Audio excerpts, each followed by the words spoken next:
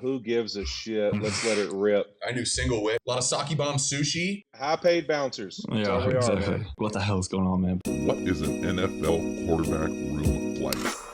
So 2 years ago, I trained Sam Darnold and Josh Allen and Kyle Allen. That was my draft class.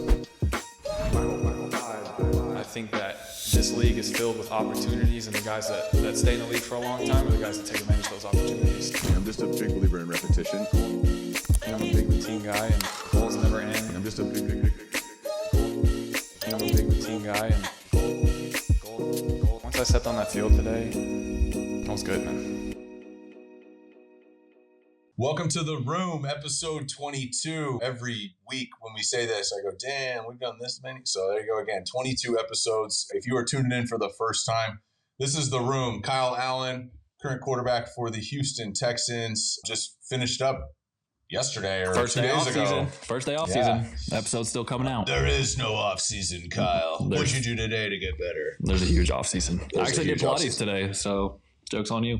That's more indicative of who you're engaged to than your pursuit of excellence. But okay, that's fine. Right. You still did it. That's fine. This is the room. So the most important room in any building is the quarterback room. Like if you got that room dialed in, you got a chance to make a run. If that room's not dialed in, you might have a new head coach. And so everything in between, what we want to do is really bring this. There's a lot of people doing podcasts and shows and talking about football from different perspectives. This is a perspective everybody cares about. Kyle, current quarterback in the NFL right now, just finished year 5. I played for a long time in the league. Now I'm coaching a lot of the best young players in college and pro. And so one way or another, I'm connected to all 32 teams. So the perspective is unique, I would say. If you have not tuned in, or if you haven't already to this channel, those are going up. I don't know where we're at right now. Maybe you know, Kyle. I think we're at like 7,500 right now. Nice. Doing good. Just started a couple months ago, and turn notifications on. Like it, share it. Today we got an awesome guest. This is our first time having an lineman in the QB room, but it's not any old lineman. This isn't some guy who plays guard for some team. It's Andrew Whitworth, former teammate of mine. I don't believe you know him, right? Don't know him at all. Not one bit. Awesome. Watched him a ton though, man. I mean, a 16-year career. He was obviously a huge part of that team in LA, winning that championship, and all your times in Cincy with him. So, I mean, one of the best tackles to ever play. Yeah, my first 4 years in the league was with him. He was a young guy too. We're the same age, or he's a little older than me, but we were both young guys in the league. He was playing guard at the time. He was single. Now he's married with 4 kids. I'm married with 3 kids. So a lot of growing up in that, and just watched him over the years just turn into one of the pillars and kind of landmarks of professional football. I think in 30 years from now, he'll be relevant. Mm-hmm. You know what I mean? Wins a Super Bowl, wins NFL Walter Payton Award for Man of the Year, which is not a small thing, right? I think fans think that's cool. Players are like, damn, that's crazy. It's unbelievable. Such a high honor. And to be, not only they pick one for each team, I know the fans probably know this, but they pick one from each team, and then they pick one out of that group for the entire league. So the entire NFL, the peak of athleticism, and then you were the best man out of them all. It's the unbelievable honor. Yeah, what you don't do is like write in a check for $300,000 to a charity and then become man of the year. It's like what you do, right? So a lot of checks getting written, but a lot of work being done. So anyways, we're going to dive into things from him. He's played with my brother, Carson Palmer, some highs and some lows. Ryan Fitzpatrick, who's with him on Amazon. That's the other thing. We think that Amazon, we both talk about this all the time, the Amazon Thursday Night Football is the best pre- and post-game show. It's not close in my mind. Now, part of it's the newness, but it's the charisma that all these guys have. And so Whit's a part of that. Richard Sherman, Tony Gonzalez, Carissa Thompson, and Fitzy. And it's, Herb Street calling it too. So that's the best. So we're gonna talk through a little bit of that and his role there. We're gonna talk through some highs and lows from his career, and this is gonna be a great conversation. He played with my brother, he played with Fitzy, he played with Jared Goff, and then he played with Matthew Stafford. So a lot of perspective on the quarterback position, let alone all the people who were backups in that room. And so I'm fascinated to learn from one of the great minds that I was ever around to better understand kind of the quarterback position through his lens. Yeah, I think you're gonna be interested how intertwined the two rooms really are, and how just the more we talk about people, like we had Christian on the show and now we're going to have an old lineman on the show. The more you talk to people in other rooms, it's interesting to hear how much the quarterback room affects their room and their life and the people. And I remember I forgot what coach told me this, but it was recently a coach told me this, and it's a lot of weight on your shoulders as a quarterback, but they say that you hold the hopes and dreams of everyone in this entire building in your hands. Like that is the amount of responsibility you have at quarterback. And so it'll be interesting to hear from his perspective how all those quarterbacks and even being around you shaped his career. It's awesome, man. Well, let's get into it. So we start off with a little throw it deep, check down. As always, let's get into throw it deep, check it down. If you're new here, throw it deep or check it down.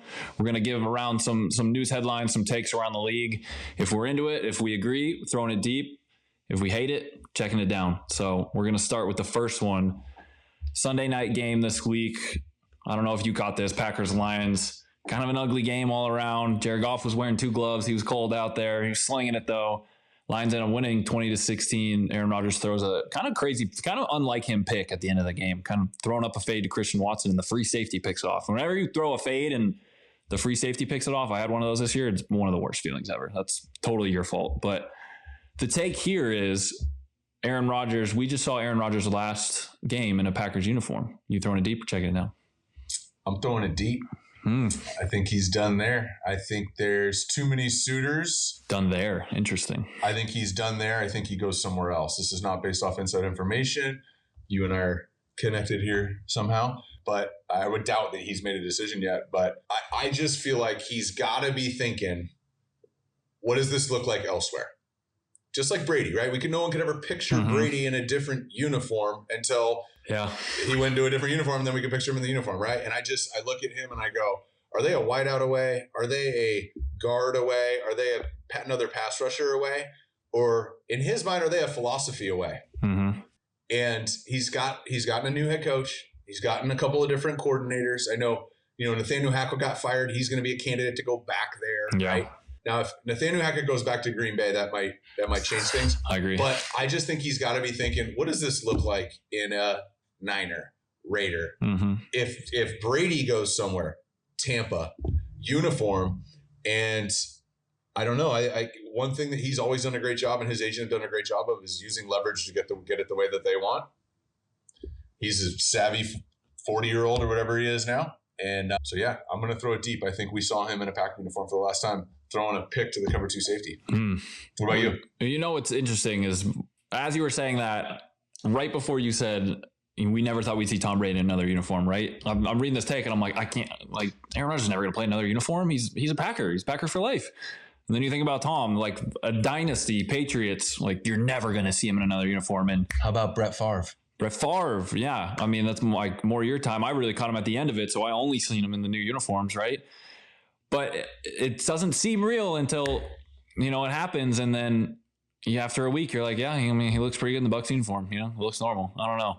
So I'm going to throw it deep as well. And we were having a conversation. We were watching the game live, me and Summer, my fiance, and she looks at me right after and she was like, do you think that's it? Like, do you think he's going to retire? Do you think he's going to be gone? I was like, no, he's coming back. Like, there's no way he's going to go out of Green Bay after a loss to the Lions to get into the playoffs like that, right? And then you hear him talk to the receiver from the Lions, their rookie receiver, and he asked for his jersey, and Aaron goes, no, this one's special. I got to keep this one. And then it's him and Randall Cobb walking off the field. Now, it could be Cobb's last year. That's why they're walking off the field like that. But they're walking off the field, arms linked, slowly taking everything in. And I don't know if he saw it, but the camera tried to get in front of him. And he grabbed the camera and just threw it behind him. He's like, get the fuck out of here, man. I'm trying to have a moment here. So I think all those factors, my initial reaction on the field was no, I think he's coming back. But all those factors and everything, I think he leaves, man. I'm throwing it deep. Yeah, I'm with you. All right. Throw it deep or check it down. Niners in the playoffs. Jimmy G comes back. He's healthy. Do they go with Jimmy G? Or do they roll with Brock Purdy? Unfortunately, this is an easy one. I'm checking it down. And everyone that knows me knows that I love Jimmy G. I think Jimmy G is very underrated. But the way the offense has been playing with Brock Purdy is just, it's almost another level. And it doesn't mean he's better than Jimmy. It doesn't mean, like, sometimes a fit is a fit. And I think I watched one of his press conferences recently about him talking about the difference between how he had to play in college and how he had to play in the NFL, right? And he said in college, I just felt like I had to try and make some stuff happen sometimes. I had to make some stuff up to make it work, blah, blah, blah. Now I'm here in the 49ers. I got all these playmakers. I got Kyle Shanahan calling the offense for me. All I got to do is go through my reads the way he tells me to go through them. And if no one's there, I got to check it down to Christian McCaffrey and Deebo Samuel, right? And so he's in just such this great mindset of, like, play within the system, do what is asked for, things will happen. And I think the older you grow in the league, the more you just innately play outside of the system because, you know, you're like, I'm a savvy vet. Like, I know how to move this guy to throw it here, or, you know, I think this is going to happen versus coverage, or I need to take this alert. And the simplicity of being a rookie and just having so much stuff flying past you that the only way you can have success is if you stay inside the system is working so well for him. So you got to stay with Brock regardless. Number one in many categories across the league since he's been playing. Yeah, I'm checking it down too. I'm going with Brock. I think Jimmy G's the pick. If you're going to bring in a new free agent guy to come and turn your program around, you had to choose between those two. You pick from a savvy vet who's been around and seen it and done it and more mature and all that stuff. To play for the San Francisco 49ers right now, it's Brock and it's not close. And it's statistically, you know, like you said, he's number one in this, he's number one in this, number this since he started. But I look at it and I go, all right, getting ready for the NFL, I think what Brock has become, and it's kind of what you just alluded to, he's become a role player. Mm-hmm. Typically, the quarterback's not the role player. The guard is, right? The third receiver's the role player. The nickel on defense is the role player, right? Mm-hmm. We just needed you to do your job so our playmakers can make plays around you. In that offense, because of all those pieces around him in the huddle, look around that huddle, there's some horses in that huddle at each position, right? And then with Kyle dialing things up, like he's the role player. And I don't know, there's a lot of NBA championships won by guys who had, you know, 4 steals, 9 rebounds, 11 assists, and 12 points. Like they were a role player, right? You think of like, who's the Draymond Green, you know what I mean? And like, that's kind of that role. I think he's a star and he's famous and he makes tons of money, but you watch the Golden State Warriors, he's a role player. Mm-hmm. You know what I mean? He's not dropping 40 in a night. He's hitting open shots if he needs to, and he's going to create and he's going to get other people open. And I just think that's what Brock Purdy, just to make it around San Fran, that's what Brock Purdy's become. And it's exactly what they need right now. Exactly. And so I think it's fascinating, and it's going to make it even more fascinating. If they go to the Super Bowl and win, or go there and lose, or go to the NFC Championship game, this is going to be the most fascinating offseason in football. Between the free agents that are coming up, possibility of Jimmy G, and oh, by the way, they spent the 3rd pick in the draft 2 years ago on Trey Lance. This is going to be a sitcom. Embarrassment of riches. So we're checking it down. We both love Jimmy G. We just love Brock Purdy right now more. Yeah, it's the role player. I think in that Kyle Shanahan offense, he's been looking for that, right? They had that in Jimmy for a while, and it's some offenses like the Buffalo Bills, you know, they need a guy out there that's going to make it happen for them. Yeah. Some offenses, if you plug the right role player in, it's going to work great. So I agree fully with that one. All right, last one on Throw Deeper Check Down. Shedeur Sanders will win the Heisman. Primetime son. No, that's a check down. Mm-hmm. That's a check down. I'm going to start with partially because I've never seen him play and I have no idea how good he is. Supposedly his stats, I haven't looked up his stats, but supposedly his stats from Jackson State are unbelievable. No, we got him here. He's Fox Sports favorite to win the Heisman for 2023. Okay, here we go. He had 3,700 passing yards, 70.6%, 40 touchdowns against 6 picks, 173 rushing yards, and 6 touchdowns. So Caleb Williams had 4,566. 5 rushing touchdowns. Bo Nix had 3,500 yards passing, 29 touchdowns, 7 picks. So, damn, Caleb Williams had 4,500 yards passing. That's unbelievable this year. But what I'm saying is like, but that's Colorado. They got to rebuild, and they're not going to rebuild the same way that SC rebuilt. You know what I mean? Like that mini portal. It's not LA. Yeah, you're going to need some years. Yeah, I agree. And I said this at the Elite 11, and I'd never said it before. That I said Caleb Williams is the best quarterback at this age I've ever seen. And I've kind of seen everybody at that age for the last 15 years, 20 years. So it's not that Caleb's like the right fit in the right system and it really worked out and they're really able to figure out. No, I think Caleb Williams is the best quarterback I've ever seen coming out of high school. And so I have not been around Shedeur. I've seen his highlights. Dude, it looks like he's awesome. And I can't wait for Colorado to be good. When I was in high school, Colorado was good. In fact, my brother was the #1 recruit in the country, and he had offers from everywhere, and he narrowed it down to USC and Colorado. How crazy is that? That's unbelievable. #1 pick and recruit in the country, picking between SC and Colorado. So it was crazy. Rick Neuheisel was a coach back then. So I want to see Colorado be good again, and I hope they turn it around. But win the Heisman, that's a big jump from the level that he was at to the Pac-12, and I think he's going to have a really successful year. I hope he balls out, but it's Caleb's Heisman to lose. They're just going to be better next year. That's all. Yeah. You? I got to agree. I mean, the headline Fox Sports put him as the favorite to win the Heisman. Obviously, it's headline grabbing, and guess what? We're talking about it. So I'm checking it down, though. Great stats. Jackson State. Now, kind of similar conversation with Brock Purdy. You know, he has to go play Pac-12 teams, but he's going to have a lot better players around him too. I'm really interested to see how many of the Jackson State guys come to Colorado and get starting positions. I know the first press conference, he goes, I'm bringing my boys with me. Some of y'all better get out of here. If you're worried about it, hit the transfer portal. Like, we don't need you. You know, it's kind of a slap in the face right when you get there, but he means business, man. He knows how to win. So. Yeah, I can't wait to watch Colorado. It's awesome. Yeah. I think it's going to be crazy. That team is so used to getting their ass beat.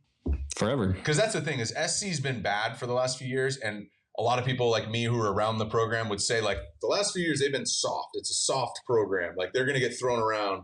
They get thrown around by Utah, right? So they're going to get thrown around by these big schools, right? Even with Sam's, last year, right? They were really good and all that stuff, and then they go to play Ohio State, and it's like not even close. Not even close, yeah. Like just getting thrown around, right? You got sacked 9 times, right? So they've been soft, but they weren't getting their asses beat by 50. You know what I mean? Colorado's been getting their asses beat by 50. Like, you know what I mean? Like, you got guys at Oregon State going like, hell yeah, we got Colorado this week. I'm about to play for 400. So, like, that's a big shift from, like, bad team to make it good. People have done that before. Doormat, not been good for 20 years. That takes more than an offseason. You need a little bit more than the portal for that. So I think it's going to be over the next year or 2 or 3, we're going to see Colorado emerge. And for the sake of branding, and I love talking football and quarterback, I hope Shadur Sanders is the next like guy. You know what I mean? I would love for Deion Sanders' kid to come and be super legit at quarterback. How marketable is that guy going to be? I hope he's a superstar. I'd love to work with him. I'm just fascinated by it, and I've always loved Prime. So, all right, let's throw it deeper, check it down. Let's get into this interview. So we're fired up to have on, I mentioned it in the open, former teammate of mine, one of the all-time great dudes in this league, just happens to also be one of the all-time great players at his position. I don't want to have him talk about it and ask about it and all that stuff, but like, in my opinion, he'll be in the Hall of Fame. I mean, ending it the way he did, playing as long as he did, as many Pro Bowls, as few games as he missed. Andrew Whitworth, one of the all-time great left tackles, one of the all-time great dudes. Fired up. Let's jump into this interview. This is episode 22 of The Room. We have our first ever non-quarterback. Well, we had Christian Kirk on. I forgot about that. We had a receiver, but this is our first ever offensive lineman, Andrew Whitworth. Thanks for joining us, man. How you doing? I appreciate it, man. I'm glad to be here. I'm good.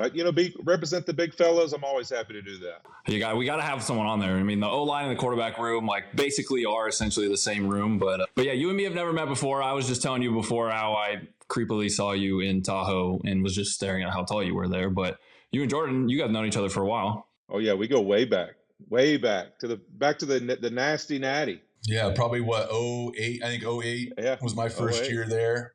Were you? Yeah. I don't know if you were even playing tackle yet. You might have still been a guard. No, 07, 08, I was at guard, and then 06 I played tackle because Levi went down. But then 07, 08 when he was back, and then 09 is when I went to left tackle and stayed.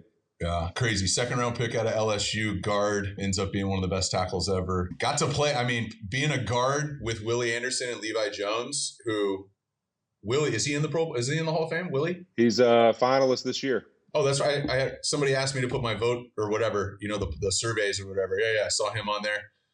Levi, I don't know if he'll get on the list, but he was damn good and made a lot of money to Pro Bowls. So, and then Paul Alexander, one of the all-time great O-line coaches. So yeah, we go way back. A lot of sake bomb sushi. Yep, always a fave. Yep, I knew. Everyone knows Big Whit, the family man. I knew Single Whit hanging out third wheel with Dottie and I watching Monday Night Football. That's right. Kicking it. Fitz and I always talk about the wheel of my life. It's an interesting one. Yeah. I said, I love that Big Whit's never changed. And he goes, this was recently via text. And he goes, well, his appetite for the finer things has changed a little bit, but nothing else has changed. I was just about to say, I'm not as much a sake guy anymore. I'm spoiled rotten now. I'm drinking like red burgundy now and stuff that. No more sake bombs. Whatever your sommelier suggests for the next month. Yeah, exactly. Whatever bottle needs to get turned in an underground cellar. Yeah, that makes sense. Yeah. So, well, very cool, man. Thanks for joining us. I think you have a unique perspective on the position. One, any offensive lineman who plays as long as you did is going to have a unique perspective, but you were always an extension of the QB room. In my time with you, and I'm sure it was like that in Los Angeles too, an extension of the coaching staff and really the head coaching staff. I mean, you were the O-lineman or the teammate that, the head coach comes and says, Whit, come here. What do you think about this? Right. And they just don't do that with good players. They do that with people who are centerpieces of the locker room. And from playing with my brother to the transition of my brother leaving, and then Andy Dalton coming in, having to groom this young guy going to 5 straight playoffs. And then, the young Jared Goff, and then the transition to Matthew. So a lot of, savvy old wily vet, and then a lot of young guy, you know what I mean? And then I know you play a role. I know you've talked to Joe Burrow and you talk to these guys and help them. And so a well of knowledge. So to start this thing off, we're going to play a little game. All right. I'm in. All right. So you've been around all these quarterbacks. Okay. We're not going to sit here and go, who's the best player? Right. But I am going to ask you some questions. Okay. So and you've been to Pro Bowls too. So I'm going to go ahead. I don't know if I'm breaking the rules here, but you've been around some guys Pro Bowl week, and I know you're not trying to win a championship that week, but you've been around a lot of guys. Yep. Best QB in the huddle. Oh man. Best QB in the huddle. I'm probably partial on this one just because, you win a Super Bowl, but I'll actually always appreciate staffs just who gives a shit, let's let it rip type. Like he'd look at you, make a play call, and like give you a wink, like this one's going to be good. Like he just knew, like, I like this one. And just something about that demeanor when you're in the huddle as a guy, you're just like, man, I love this freaking dude. And I always thought it was interesting too. I literally have playing with him for one solid year. Obviously there's ups and downs of the season. I can't think of one time I ever heard him have an expression like when he got hit, sacked, a play didn't go well. Like that just was never his style. He was always just so locked in and never wanted it to be anybody's fault but his own. I mean, he was just a dude in the huddle. He really was. It was always cool to see his demeanor. All right, shift from the huddle to the locker room. Best QB in the locker room. Oh, that's CP for sure. So, I mean, Carson's always been that. I mean, he's always used to say, like, I literally learned how to be a leader from Carson Palmer. I mean, I learned how to play left tackle from Levi Jones and Willie Anderson. I learned leadership and the charisma and really what it took to get to know your teammates and have special bonds from Carson Palmer. I mean, he's one of the rarest guys I've ever been around when it came to that. And that's why for me, like when he left, it was like heartbreaking for me because I was like, man, this is literally the dude like I look up to and want to be like when I'm a veteran myself one day. And I've just always thought he was so special at that. Yeah, that'd be my answer too. Crunch time. Gotta have it. Man, gotta have it. Oh, it's almost got to be staff again, man. Yeah, I was about to say, can you have a better 4-game stretch than he did in the playoffs? I don't know. I mean, talking about gotta have it moments. It's pretty freaking rare. He was really special. Now, at the same time, I can remember in 2009. We were not very good on offense. We were really good on defense, and I don't know how many 2-minute drives CP had to manage 7. to get us. It's insane. Like it literally just felt like, all right, guys, just get it down to 2 minutes. And if we got a chance, we can win this game. It felt like that every time. So I think in that year, to me, he was that guy. But in the biggest moment ever, I mean, obviously Stafford pretty much lived it. Yeah, that no looker, like little like just squeeze the thought, 2 or whatever. The thought to even do it is just unbelievable in the moment. It was bananas. Yeah. I watched that play 100 times. Best QB when it came to Christmas gifts. Oh man, that's a tough battle. I mean, Carson was pretty special. I still to this day only wear Breitling watches. If I'm ever going to get a watch, I only get a Breitling because CP bought me my first ever Breitling watch. I still have it. He was pretty special, but I will say, and I don't know if this counts, this might be breaking the rules, Jared Goff and Todd Gurley joined up when we were in LA 2 years and got us gifts together. And that was pretty sick too. They got us some off-road fees and stuff. And so that was a pretty sick gift as well. But right up there would be Carson's Segway, although Bobby Williams almost died in the locker room on it. I was just going to say, one of my all-time favorite moments, big boss man, Bobby Williams almost died on the Segway. Like, Put his foot on it. It went 25 miles an hour that way. He's 6'3", 360, and I'm not exaggerating, right? 6'3", 360? He would argue he's 6'4", but he's definitely 6'2.5" or 6'3". And he's 360. Easy. And it's all muscle. He looks like he's 500 pounds overweight. Nope, it is rock hard, solid muscle gut, and the guy's never not smiled in his life. And he almost died. It's like, hey guys, here's your Segways. Oh my God, Bobby's dead. It's literally unbelievable. All right, last one. If you're just going to sit down around a fire pit, have some gumbo and a beer. Ooh. You know what I really think is interesting in my career? We can take Andy's name out of it. Yeah. There's like 3 categories that he doesn't want to do in that. But, I would say in my career, it's funny that you when you put it in that timeline, I thought about it. I went from CP, like this ultimate vet, just literally like a dude who almost was like a vet the second he came in the league. I think of Stafford that same way. But it's like come in with him, go to a really young quarterback, go to another really young quarterback, and then end it with another guy like CP. So I think to me, Stafford and Carson would be those 2 kind of guys. I mean, that's who they are. Jared would be more like a headset and like we're going to try and see who gets the most kills on a video game. There we go. That's a little more Goff style. But, and Andy, man, Andy's a good date night guy. He loves going to date night with JJ. That's a good date night guy. So that's kind of the categories I'd put him in. That's fair. Yeah, you're probably only seeing Jared out there if you're heading down to Bungalow in Santa Monica. It's that's about the only place you're going to see him out there. He's either on a headset talking to his buddies on a video game or going down to Bungalow and getting a table, So he's fun. No, I've gotten him out on the golf course now. He's a golfer now, so he's rolling. What a game by him last week, man. That was unbelievable. Yeah. Unbelievable. What a year. I mean, it's awesome, man, when you see stuff like that, man. Like you face adversity. I don't care what sport it is. We're all going to face it at some point. To see him have the situation that happens with the Rams, he doesn't put his head down and say, "How I'm going to take the money," and just exist. He reapplies himself, works as hard as he can, and here he is in a moment having something like that happen. And the trajectory of that team, man, is special. So I couldn't be more happy for him. That's the first thing I texted him. Just, dude, happy for you, man. That's it. You know what's crazy is there's a comp for this. Blake Griffin was the number 1 pick by the Los Angeles Clippers and had a lot of success. They didn't, I would say like Goff. Like now Jared went to a Super Bowl and they never went to the final, but he was the face of the league. He was all these things. And when they were done with him, they traded his ass to the Detroit Pistons. And have you heard that name since? Yep. You know what I mean? And Goff, in 1 year with a bunch of young guys, and Amon-Ra St. Brown, who I'm big on, but like young guy, and then the back that Green Bay didn't want, and it's all these former players or coaches. His quarterback coach is Mark Brunell. Yep.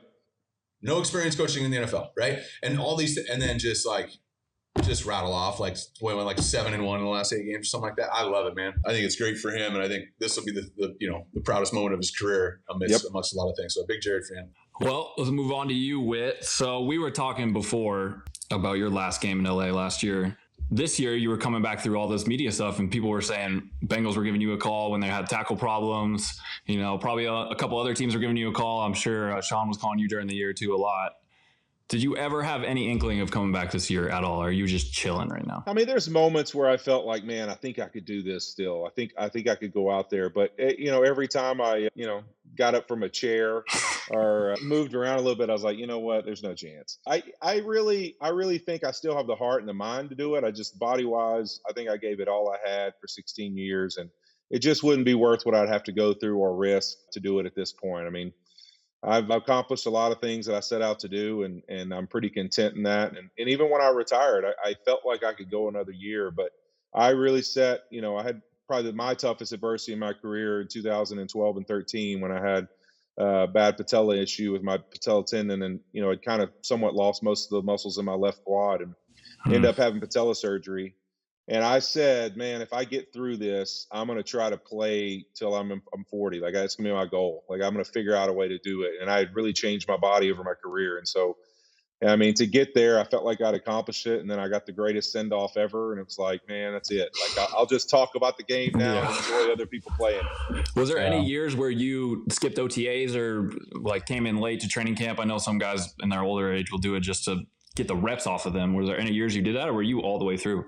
I mean, Kyle, I never practiced enough to matter, but no, honestly, I never did that. You know what's crazy is my wife would tell you every single off season, I was like, I'm not showing up to, like, I'm not going to OTAs. It's pointless for me to go to these things. And even when I lived in Louisiana in the off seasons, I'd still show up to Cincinnati for the off season program. I'd still show up to LA, and then we lived out here permanently. So it was like, man, I'm right down the road. I'm going. So I never missed out. I mean, I didn't practice all the time. Like, obviously later in my career, it's just the benefits of practice versus some of the risk started to be like, hey, man, you got to just make sure you're at your best each and every Sunday. And what does that look like? And I actually had a system and an idea of what I thought got me there. And I was able to show coaches and prove it over time. And so it wasn't like I just didn't practice. I had a regimen of workouts and training that I would go through in that day. And so I thought it was useful, and it's helped. Obviously the Rams to this day still do it with a lot of their veterans and have kind of found their own program. This time of year, I got draft guys in town, so it's helping guys with the entry point into the league. But then fast forward, those guys become vets. And so the conversation shifts from what is nickel Mike 33 fire zone and what is the difference between an over and an under front, shifts from that to how do I do this for a long time? I got some guys on second contracts now that you start thinking about how do you get to a third contract, right? So longevity means different things for different positions, but 16 years, multiple contracts, 2 different teams, all this stuff. What was the key for you from a longevity standpoint? As much as the mad scientist Paul Alexander sometimes would annoy the fire out of me, he was really a great teacher, man, and somebody that influenced me a lot. And I can remember as a young player, he told me once that the key to longevity in the NFL was like, be a tree, you either grow or die. And it never left my mind, like that mindset. And so I think of, like you said, early in my career, Fitz and Ryan Fitzpatrick and I joke about this all the time. I was 6'7", probably 360, 370 early in my career. I mean, I was big.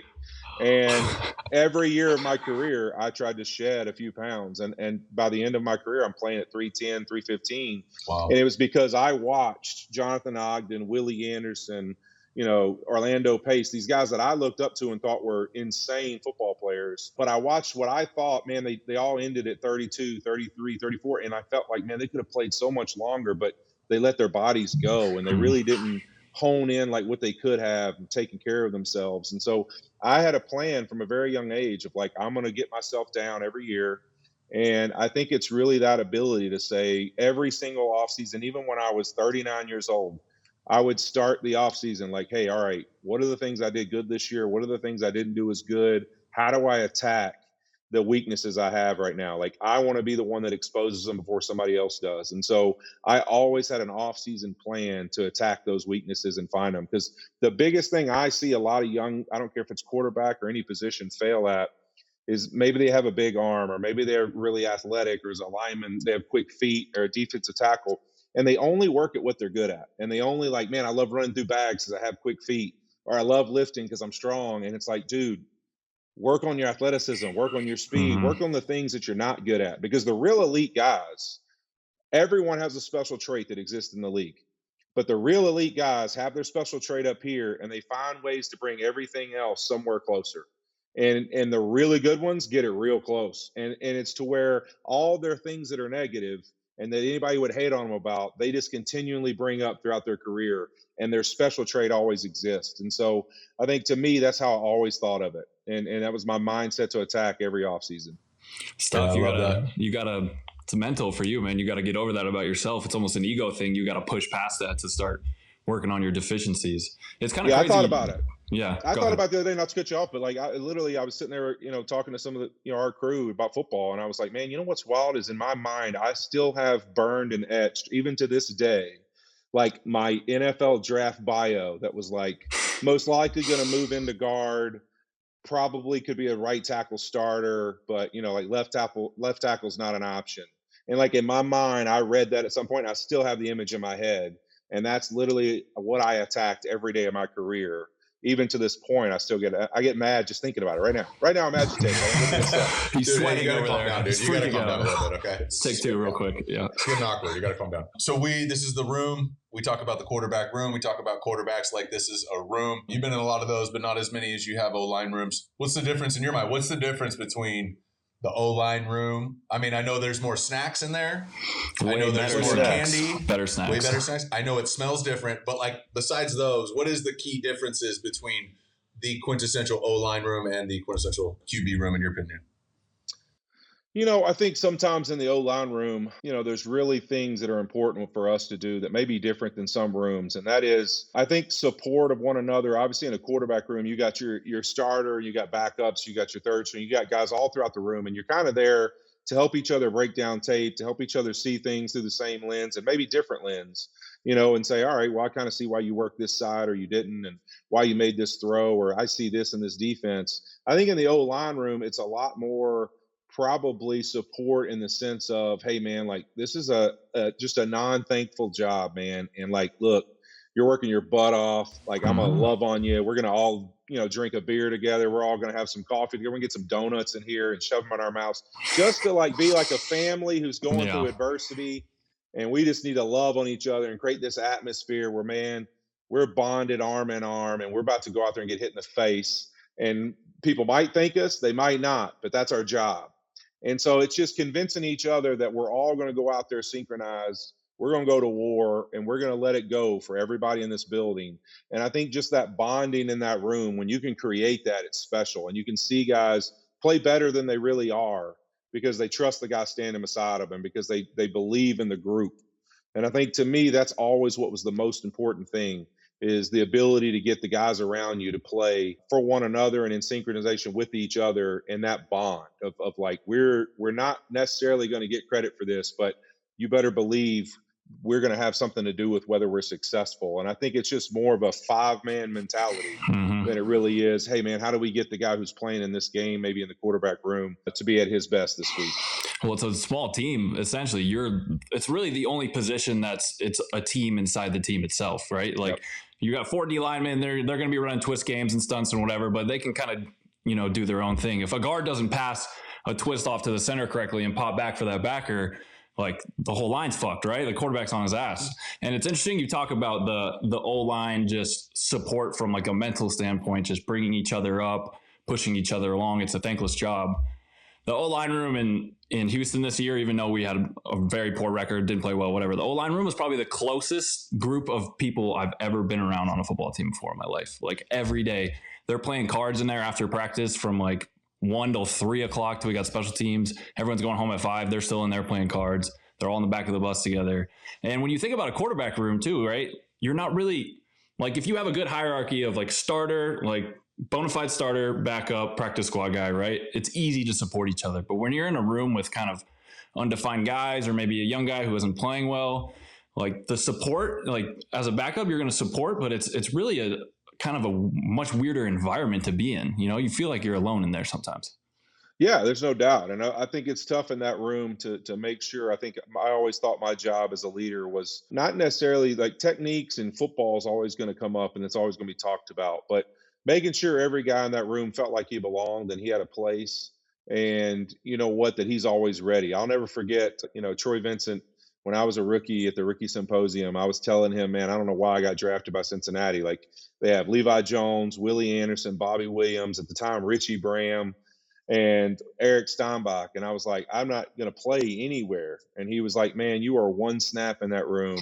Yeah. At O-line play, man, guys get rolled up every day. And it's like, you're one snap away. And sure enough, 2 games in, the rest is history. I started for the rest of my career. And so, it's unbelievable how fast it happens. But in that room, man, guys better be ready when their moment's called. Yeah, I guess that's the only time that you had to pop in the middle of a game. But as an old lineman, I'm just thinking about it. Every time I watch a game on TV and they show like a slow motion run play, I'm like, how does someone not get rolled up every single play? How is there not some type of ankle or knee injury every single play? It's unbelievable. Yeah, it's no doubt. I think the same thing with running limp. backs. How do you do that? Do you remember, Fitzy and I were texting about this earlier, when there was that cold weekend when everything was frozen, Buffalo got snowed in, they changed it to Detroit. And something about the Browns game, and I go, hey, you remember that Browns game? Right? It was like the 4th coldest game in NFL history or something, right? So there was like 11 completions in the game total, like both teams. And Cleveland played 3 quarterbacks that day. Fitzy was the starter, and Ced Benson, RIP, went for like 240. And I just remember being so cold, sitting next to that vampire thing, whatever, the little heater thingy, and going like, how the fuck is he doing? Like, getting smoked. And it was just like, he didn't care. They did. He went for 250. And I it's crazy. Oh my god. Something crazy. And it was like, nobody wanted to tackle. It was too cold. And I just like, I look at O-line play and I look at running backs, and I'm just like, I did this for a long time. I still am connected to the game. I'm like, I don't get how you guys do it. That's crazy. Yeah, running backs blow my mind, man. Those guys take hits that I'm like, I don't think they're going to get up all the time. Or how they get back in there and run it again that way, I have no idea. That's one of those positions to me that, and not only that, like, people don't realize when that pile falls on you, That does not feel good. And those guys are at the bottom of those piles all the time. It's a brutal position, that's for sure. Yeah, especially when you were 6'7", 370 too. I bet that didn't feel too good. Oh, trust me. I fell really heavy. I was an artist at that. All right, I held great and I fell great. It was That's wonderful. Great. Yeah. Yeah. Someone said there's holding on every play if you look for it, man. Yeah, we're high paid bouncers. That's yeah, all we exactly. are, man. All right, man. Let's talk about Thursday Night Football. In my opinion, I watch every game. I watch Monday night. I watch Thursday night. Yeah, I watch Sunday whenever we're done. Thursday Night Football, by far the best crew. I was just talking with our producer Jake about this before, but like the Sunday night crew with Garrett and Maria Taylor, or Jason Garrett would kind of say that awkward thing. I'm sure you've seen that video, but he would just say something right before half every time. Like, what the hell is going on, man? But you guys had an awesome crew. I mean, you and Fitz up there. Sherm was great up there. Krista Thompson. Everybody, a great crew. But we're trying to figure out the dynamic here, so we're going to play another little game.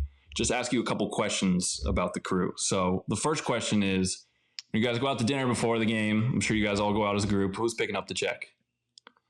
Oh man, come on! I'm grabbing that. I'm when it comes to food, I'm a hospitality guy. So okay. I'm setting the dinner and I'm going for the tip. Now I'll tell you who's actually the hardest with it is Carissa's. You know, she doesn't let people pay for things much, so she'll fight you pretty hard. But I love food, so every city, don't worry, they'll tell you we're taking care of where we're going. Southern guy, man. I like it. All right, who's walking into the office with the best joke? I think we already know. Oh man, I mean Fitzy's a pretty funny guy. I think Carissa's like right there with him on Whit. I mean, she's pretty funny. She has some pretty original stuff. But Fitzy's, man, he's so rare. Like the little one-liner text, all the time. You know, the moment lines. Like it's like an exact second that somebody would need to say something. He can say it so fast where you're just like, that is unbelievable. I mean, I don't know if you remember this, but we did the Dolphins Bengals game in Cincinnati. My favorite line ever. Mm-hmm. We're literally about to start the show and we're doing just pre stuff, like not air, not live. And then he like makes the comment. Carissa Thompson's like reading the prompter. Hey, it's, you know, white out here in Cincinnati, blah, blah, blah, like the Bengals. And he's like, and Whit and I are both white Bengals. And I was like, oh my God, like you're not going to say that on the air. And sure enough, live cut, boom, he says it again. And I was just like, did that just happen right now? Oh, you guys already said it before? I didn't know you said it before. That's so funny. Yeah. Oh, it's so good. He's so original. But yeah, I mean, that's so crazy. Good. Yeah. All right. I expect that one. When you're doing the production meetings and everything before the game, who do the coaches usually like the most? Oh, it's Sherm. I mean, you know, everybody loves to talk to Sherm because you either like the thing about Sherm is you either hated his guts when he played or you like were a defensive coach that coached him and loved him. Right. So it's like you despise Sherm or you love him. And so every week it's either a coach being like, dude, I hate your guts. I want to talk to you about why I don't like you so much. Or it's a coach like literally like, hey man, like you're unbelievable. So it's funny to see like he literally, everyone has a comment for him. Now Fitz, nobody knows more people in the NFL than Ryan Fitzpatrick. Yeah. Every week it's a competition, you know, to see how many people are going to show up at the hotel to meet Fitzy. But Sherm is definitely that guy that every coach has something they want to say to him. I have a funny Sherm story, Jordan. My second year, we were playing the 49ers, and it was the first year I was playing. We'd won a bunch of games in a row, and I think we had a game. The 49ers were 6-0. We were 4-2. And one of my buddies, Dante Pettis, played on the Niners, and Sherm was getting like a little older in his career. You know, he wasn't as fast. And, you know, our game plan was like, all right, we're going to attack Sherm. Like, we don't think he can turn his hips well anymore, blah, blah. And I was texting my buddy about it randomly. And I was like, yeah, man, I don't know. Sherm just doesn't look the same. And he told him that I told him that before the game.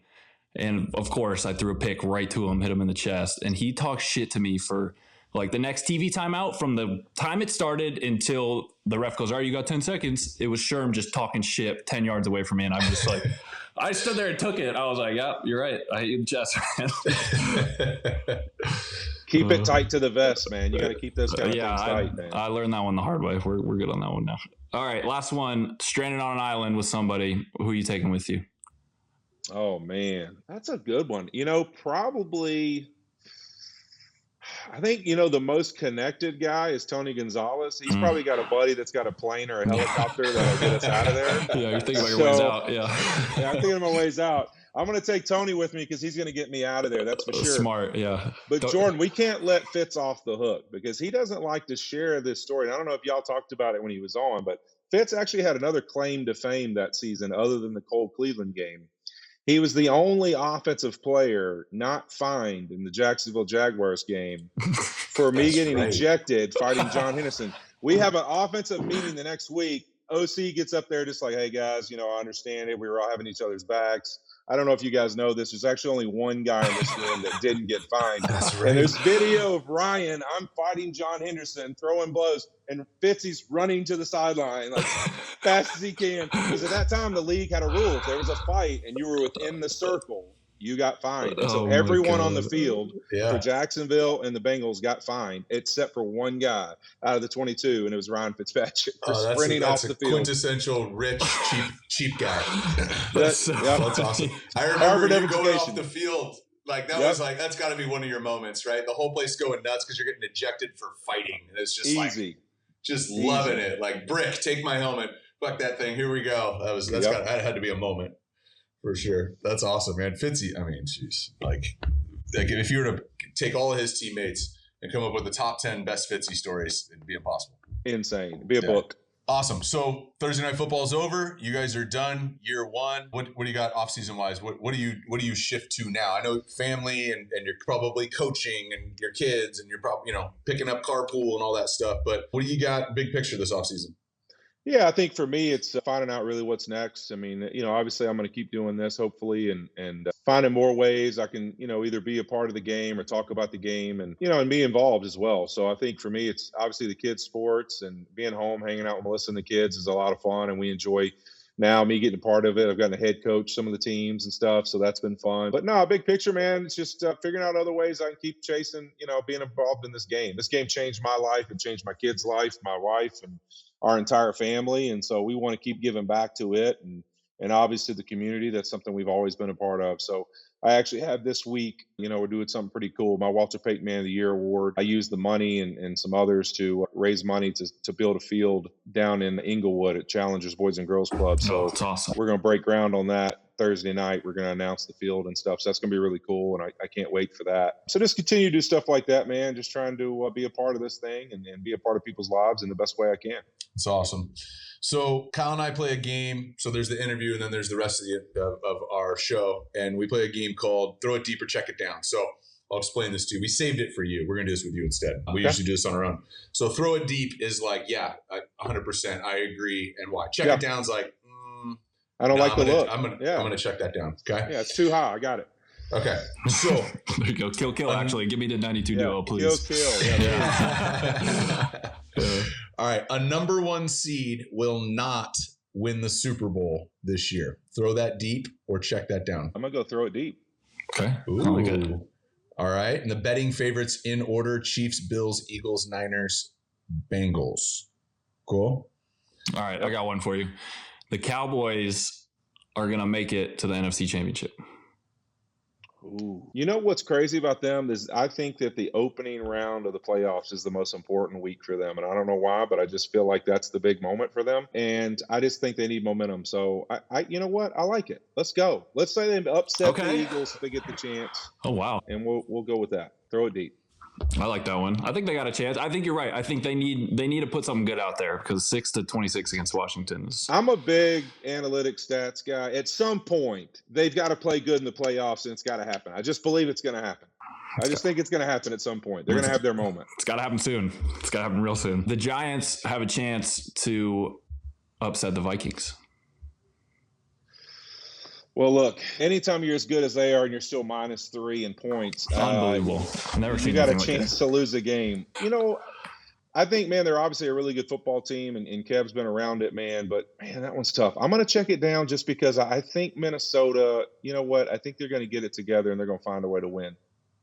I think so, too. You have a minus point differential, but it goes back to kind of our Matt Stafford talk about the 2-minute drill. Like, as long as you're Carson Palmer, as long as you got a chance to win at the end of the game, it seems like that's what they've done it. And that's probably more important than most stats anywhere. Yeah, I think them and Cincy scared me just with some of the O-line losses, man, because it matters. And when you get in these games, man, these playoff games are going to come down to exactly what we said, 2-minute. And can you play well in that moment? It's going to matter.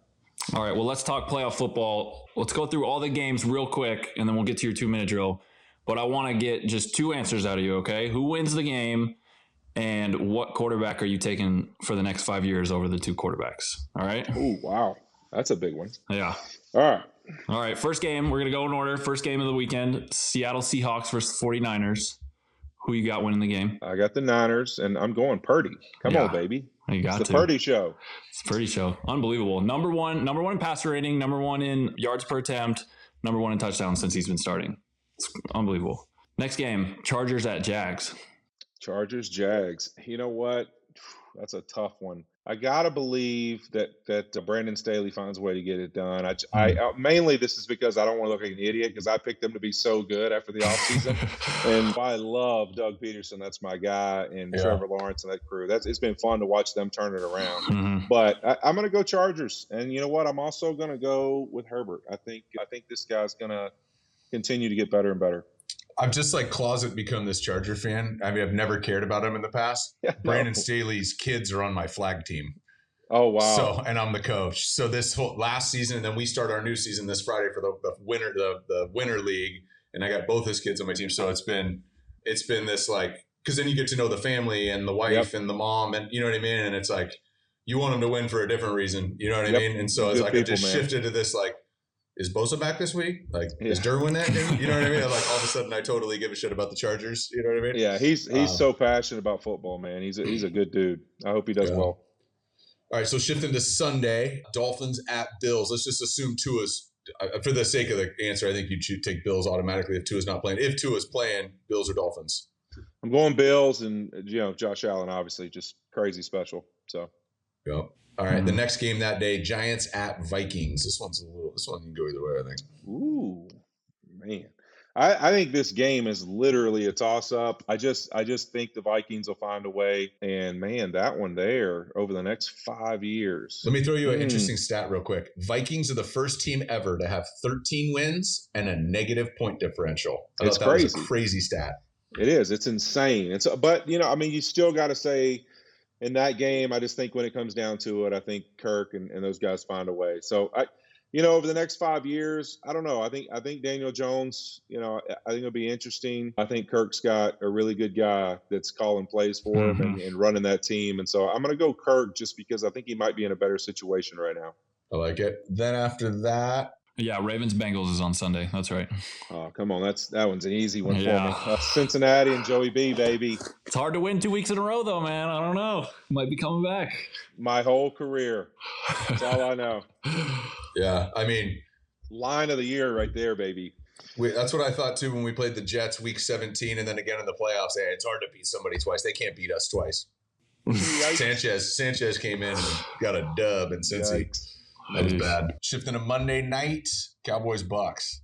Oh, man. You know what? I think this is a tough matchup for the Cowboys just because of the guy they're playing and a team that I hate playing a team that hasn't been hot all year. And it's just like all of a sudden they're going to have their best football. Man, but I just got to believe, like I said, that the Cowboys, they rise up in a moment finally. And maybe it's Micah Parsons, maybe it's whoever, but they have some special wired guys. And I think maybe this will be the time. So I'm going to go Cowboys, and I think Tom's return at some point. So I'm going to go back. You never know. I was thinking about this question, and I was like, I'll still throw Tom in there. You might never know. He might play 5 more years. Yeah, I mean, if it was 3 years, it'd be a little harder decision. But 5, I think we're done. How much was just the home and away, like early in the playoffs? I've only been in one playoff game. I was injured for it. But home and away, how much of a difference does it make from a playoff atmosphere? I know like in the regular season, it does make a little difference, but not much. But playoffs, it's got to be amplified. Yeah, I don't know if it does. I mean, I think in playoff games, you are just literally out of your box. Like you don't care that there's a fan in the stand or not. You are, wired up and wanting to take it. Almost in some ways, when you're the road team, you're so fired up that it's like such a challenge. You might get your best out of you, and you don't even know it's coming. So I think it matters, but not to the extent people probably think it does. I also think like the things that make playing on the road difficult, like crowd noise and silent count. This is at the end of the season. You already did this 8 times. You know what I mean? Like, you're really good at it. If you're gonna have your pre-snap procedures done and a couple of different cadences and silent, like by week 20, you know what I mean? Then. Yeah, and that's why I think some of these teams that, people are like, hey, you're going to make it through with guys getting hurt up front. That's a lot bigger adjustment than people realize. It's like some of these guys, maybe they came in a home atmosphere, and now they're going to play in the playoffs in a road atmosphere, and this is their first game playing in silent count. It's a whole other monster. Yeah. All right, Whit, we're going to wrap this thing up here, man. This is one of my favorite parts of the show is we call this the 2-minute drill. So, I've been doing these camps for forever and having these college guys come and You got college guy around young quarterbacks. It's like, yeah, they can watch them throw and they can give them a little, stay in school and don't do drugs and, and work hard. But like, what I think the thing that's been most helpful over time is when people just share their journey, and even like the logo for my company, Summit, like that's your career right there. Up, down, up, down, up, down, up, down, right? You had the, second round pick and then played and then Pro Bowls and then contracts and then Super Bowl, but it didn't go like that. There's some devastating stuff along the way on the field and off the field, right? We lose people get sick. So like that really is the career. So for your journey, right, from the outside looking in, take a snapshot of it, kind of looks like it probably went like that, right? But maybe you got 2 minutes. We're going to throw it on the clock here. You can start this thing wherever you want. It ends, whether you want to end it on the field at SoFi or you want to end it right now. But we just kind of share the journeys. This isn't even specific to football. I know you got a lot more stuff going on than just ball. So we're going to hit mute and throw it to you, and we'd love for you to share your journey. I love it. Let's do it.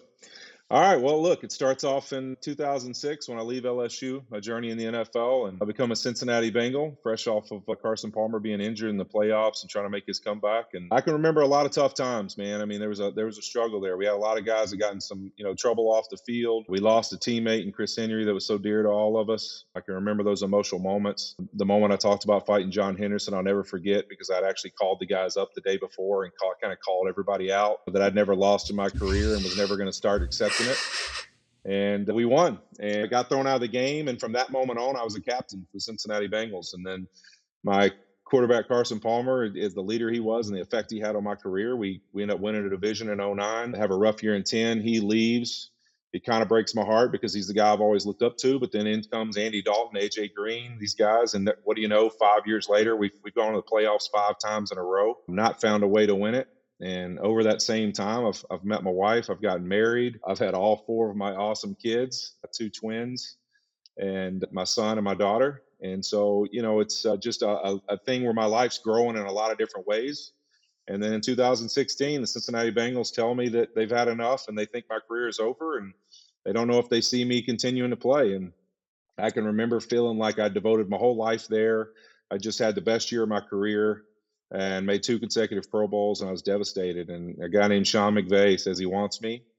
And I took a leap of a lifetime, moved my entire family, my kids, and everything else. And 5 years later, after losing a Super Bowl and being devastated, and never forget looking at my son as he cried in the stands when I lost in 2019, I got a chance to be a part of Matthew Stafford becoming a Los Angeles Ram and getting a chance to go and be in a Super Bowl with a lot of people I love, winning Walter Payton Man of the Year and the Super Bowl all at the same time. With no time on the clock. How about it? Like I Boom, said, I can't leave time for the other team to kick a field goal. He's professional. Like I said, listen. I said before we got on here, for O linemen, if I had to rank them, the best pure passer of any offensive line that I've been around. Lefty, had a stroke, could put touch on it, could finish it, could probably put it 60, 65. But now we're looking at the game management side of you too. You know what I mean? That clock management. I was always, they got tired of me. Coaches got tired of me. I always got an opinion. And, I learned that from TJ Houshmandzadeh, right? Oh, he's got an I spent a lot of time with Hoosh. All the answers. Yeah. Except for that ball that you guys lied about him catching in the charity event. I still got problems with that, but that's okay. We'll leave that so alone. Fake, right? Highly debated. And you posted a slow motion shot of it. It was just showed 2 everybody. Guys, I got a lot of faith in their integrity. To fake a charity win, I mean, that's devastating. But anyways, you know what? It's okay.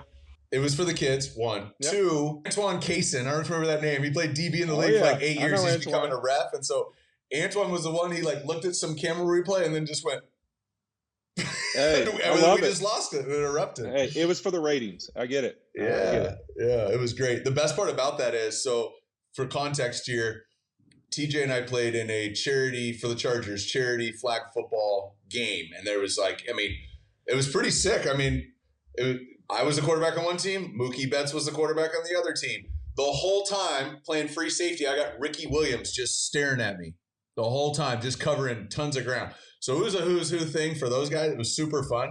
But you'll love this. So at the end of the game, we're down 4. We've been going back and forth. We're down 4. And I throw one across my body right to T.O., and he's on the other team. and he drops a pick to end the game. The next play, TJ catches the Hail Mary. Oh, I'm like, this man. is so fitting. I That's couldn't have perfect. hit T.O. better, right in the face. Just a perfect interception, and he drops it. I was wearing his ass out in the elevator on the way out of there. It was great. No, he likes it over the shoulder. That's what he wants. He likes it very particularly. But anyways, dude, thanks so much for joining us. I know there's a lot of moving parts and a lot of stuff going on. One of my all-time favorite teammates, I kind of grew up with you, man. I don't know, like those 4 years in Cincinnati and hanging out, I didn't know what was going on, right? And so I think I look back on that period as a special time. You and Brian Leonard and the kicker, Mike Nugent, all our buddies we were kicking it with, and Cedric, and like you said, Slim, Chris Henry, just so many cool memories and times. I can't believe you have 16 years of those types of memories. Yeah. I still want to know, does Jay Gruden still send you a stipend for installing the entire offense in the lockout? I mean, I just want to know. I mean, I feel like you should have gotten like a yearly check for all the work you did. I mean, I don't think people understand you literally put in the offense like the offensive head coach, the coordinator, head coach for 4 months. You were putting in the offense and running the show at practices. It was one of the coolest things. I tell people that story all the time. One of the most impressive things I've ever seen is the ability you had, man, to do that. It was unbelievable. That's why when I knew you started doing this, you were going to absolutely murder it, because that was one of the most special things I've ever seen from a player. Oh, dude, I appreciate you saying that. Yeah, I think I would have loved to, not get cut. Yeah. After you just literally installed the offense for the offseason. But instead, I set myself up to be able to go, okay, I draw from that experience and I can help these young guys. So, but appreciate that was also a good memory. And that was a crazy lesson to learn, because the writing was on the wall. I knew this was going to get taken from me, so I can do this like some vets do. You know what I mean? And go, I'm not going to help this young guy. I'm going to take my job or do it. It was a binary thing. I had to make the choice, and Andy was such a good guy. Had Andy been a dick, I probably would have handled it differently. Yep. But he was such a good young guy. So he was, man. It worked. It all worked out. But it was crazy. I watched that year, and I was like, so just pumped for, you know what I mean? Seeing you guys went to, he went to the Pro Bowl too as a rookie. He was an alternate, but he ended up in the Pro Bowl and in the playoffs that year, and that was a special deal. But Whit, tell Melissa and the kids I said hello. Thank you so much, man. And fired up to see what you do with this, man. You kind of became one of those guys. Like in 15 years, the guys they won't remember you because they were too young, but they'll know who you are. And man, thousands of people come through this league, and you're gonna end up being one of the guys that everyone kind of draws to, or an example, or this guy's having a problem, and we're going to connect him with Whit. He'll help him out. Yeah. So that's an incredible position that you put yourself in, that you'll do until you die, it's incredible, man. Thousands of people come through this and don't have that impact. Yeah, man. I appreciate it, brother. Thank you so much. Well, went about the way I thought it would, which was just a bunch of gold, man. I mean, one of the all-time great dudes, one of the all-time great players at his position. And the list of people who have bad things to say about that guy, I mean, other than a pass rusher who couldn't get by him, it's a short list, man. So that was one of my favorite interviews. That was cool for me, man. One of my favorite parts about doing this is, especially with the guys that you bring on that you've played in the past, you're 38, I'm 26, or never cross over in the league, but getting to talk to some of these veterans, these guys, like he played 16 years in the league, these guys who I grew up watching, and being able to hear from them, it's like you said, it was just gold. Like, the dude lives the right way. He played the right way. He understood it. He's going to be in the Hall of Fame. He said he's going to build a field for the Boys and Girls Club on Thursday. Like, he just is a quintessential, like, good dude, great dude, best player in the NFL at his position for a long time. Not enough good things I could say about him, dude. That was awesome. Yeah, that was awesome. Well, I'm grateful for him joining us just right when his season ended. That was the last Thursday night game of the week, a week ago. But let's end this with a little moment of gratitude. I'm grateful for a lot of things. Kyle, what are you grateful for right now? First day of the off season. I am grateful for the off season. What a tough year it was to be a Houston Texan. And I mean, you see us out there on Sundays, once a week for 18 weeks, but the 10 weeks of OTAs, the training camp, the long hours every day, you're basically in the facility every day from July 25th until the season's over for you. So as much as I love football, I am ready to get away from the game for a little. So grateful to be at off season, at home with my parents right now, hanging out with my family. A lot of fun stuff coming up. What about you? 2 days ago, you had the last day of your season, and 2 days ago, my season started. Yes, sir. I train guys in the off season, which means football ending is the end of my off season. So I'm grateful for my season starting back up, man. So Monday I had my first day with guys. Today was the second day. Tomorrow's, whatever. We have our meetings in the morning and go. So I got 4 really good draft guys. Will Levis from Kentucky, Clayton Toon from University of Houston, Dorian Thompson-Robinson from UCLA, and Max Duggan from TCU. Be flying in later in the week. And I'm just grateful for the 3 months I get to pour into these young guys. They're going from sudden wealth. They're going from amateur to pro. There's sudden wealth and sudden fame. It's happening over a period of time. And some guys shorter than others. A lot of life change. A lot of things they got to get better at. A lot of stuff they don't know that they need to know. And I love that I get to play that role and just super grateful for it. Whit talked about it, kind of some roles I played in the past. And it all kind of led me to be able to do this. And a lot of people are trying to do for a living what I am able to do for a living. And I don't take that for granted and super grateful for it. And I get to do ball and coach, but I still pick my kid up from school and drop him off every single morning. And I coach the football team and the basketball team and all this. You can't do that. And if you're coaching in college or pro, you can't do that. Any of those things. You're doing the opposite. You're not. My buddies who coach in the league see their families on Fridays. That's it. The hours are ridiculous. And I'm fully entrenched. So grateful for that. So we're at 2 different sides of the spectrum. And we'll meet when you finally get out here to Cali. For those of you who are still watching, we're fired up. Season 2 for us is going to be the off season. So we're putting together some interesting ideas. Mm-hmm. Kyle and I'll be in the same place at the same time. Kyle lives 5 minutes. We live 5 minutes from each other. And so grateful for that too, man. If you're watching this right now, take a minute. Just think about what you're grateful for. A lot of crazy shit going on in the world right now, but also a lot of things to be grateful for. So thank you very much. Episode 22. We'll be back again next week. We're going to roll all the way through the Super Bowl and we're going to have a great guest. Fired up to talk with them next week. Until then, we'll see you.